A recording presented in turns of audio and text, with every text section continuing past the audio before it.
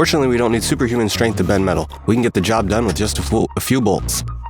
Our life hacks will help you accomplish even the most difficult tasks. Check out this quick and easy slider block we've added to this tri-square. We can use the edge of the ruler to make our marks. Our wire here is a bit loose. Luckily, it's an easy fix. Just cut off both ends of the cable clip and hammer it back with a nail. Next, we're making a duster drill bit. Cut the slits into both ends of one piece of paper and leave the other one whole. Create a notch in the dowel and glue 2 pieces of paper inside this notch. Now we can dust off our woodworking projects. Sometimes it's better to keep things simple.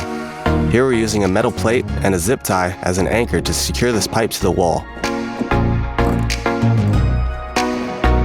Instead of throwing away this old shovel, we can turn it into a post hole digger. Scrape off the rust and cut off the shovel blade into a square. Use a vise to straighten the edges and then bend it back into a cylinder shape. Hit it with a few coats of spray paint and now you can start digging.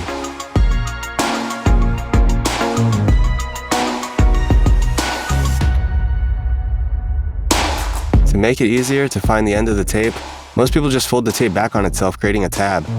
Instead of folding the tape on itself and leaving a tab of unused tape, it's better to fold the tape backwards. It makes the tape easier to grab, and the result is less unused tape. We can make a temporary foam brush to apply wood stain by clipping this small sponge. We can also use another clothespin to remove the old sponge and keep our hands clean. Here's a quick makeshift utility knife. Hot glue a razor blade to the teeth of a comb and let it dry. Now we can cut things like paper, aluminum foil, and foam. Here's a little trick if you have a screw that keeps slipping. Grab a piece of duct tape and put it on the end of a drill bit. Press down firmly. That should give it some extra bite. Every project could use an extra pair of hands. But what can we do if we don't have an assistant? We can build a simple stand using 2 pieces of wood, a single hinge, and some 100 grit sandpaper. We're going to use this extra piece of 2x4 to adjust the height of the stand to the appropriate height.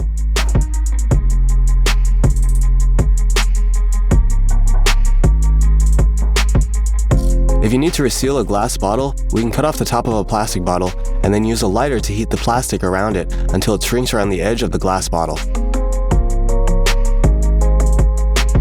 We can turn this old bike chain into an adjustable homemade wrench. We'll secure some square tubing in a vise and weld on one of the ends of the chain to the outside. Then tuck the remainder of the chain inside the square tube. When ready to use, pull out the chain to the appropriate length, squeeze, and then twist. It looks like this chair is a little worn out. We can make use of the legs by turning them into a spray paint turntable. This one is extremely simple. We're not even securing the pieces together. But you can add complexity to fit the needs of your projects. Next, we're making a DIY door closer to prevent the door from being slammed. Essentially, we're welding a nut to some rebar and then welding a spring perpendicular to the rebar. Next, we'll create a frame to hold everything together. Secure the spring, then pass the bolt through the nut like so, and secure it on both ends. Now we'll mount the door closer to the wall, then pass the rebar through the bracket and mount the bracket itself to the door.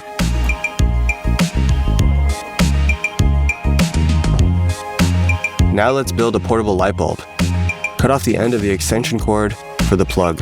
Glue the base of the light bulb to the plug and wrap the electrical wires around the appropriate screws and tighten. Twist on the casing and screw in the light bulb. Plug it in directly to the outlet. Our wooden clamps aren't as stable as we'd like them to be. We can fix that with a little bit of foam. Cut out some hand-sized blocks using a utility knife. Then heat the bar with a blowtorch. Now press the heated bar onto the foam block and then remove it.